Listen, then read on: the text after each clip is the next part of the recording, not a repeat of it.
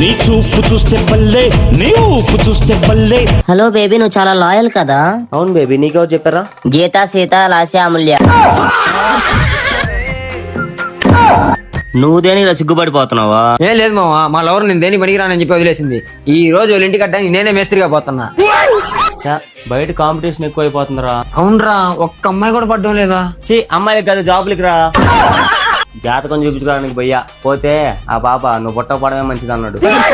ఎన్ఐటీలో చదివి నేను ఏదో చేస్తానని చెప్పి దేవుడు ఏదో చేస్తానని చెప్పి నేను ఇద్దరం కన్ఫ్యూజన్ లో ఉండిపోయా. దానివల్ల నాకు జాబ్ లేకుండా పోయింది. అందుకే రా, చదువుకోమన్నప్పుడు చదువుకోకుండా అమ్మాయిలు వెనకాల తిరిగావు. ఇప్పటికైనా పోయి పల్లె టెక్నాలజీ చేసిన మంచి కోర్సులో జాయిన్ అవ్వు.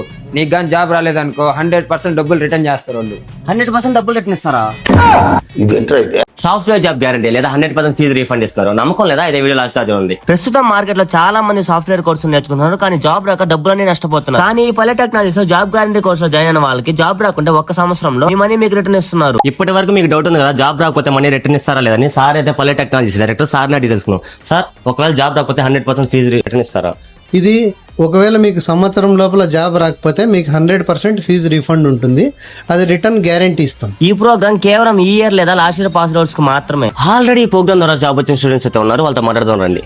హాయ్ అండి, నా పేరు శశికళ. నేను హోస్పేట్ నుంచి వచ్చాను. నేను రీసెంట్ గా జాబ్ గ్యారంటీడ్ ప్రోగ్రామ్ లో జాయిన్ అయ్యాను. 4 LPAతో టెక్నోఫోర్డ్ కంపెనీలో ప్లేస్ అయ్యాను.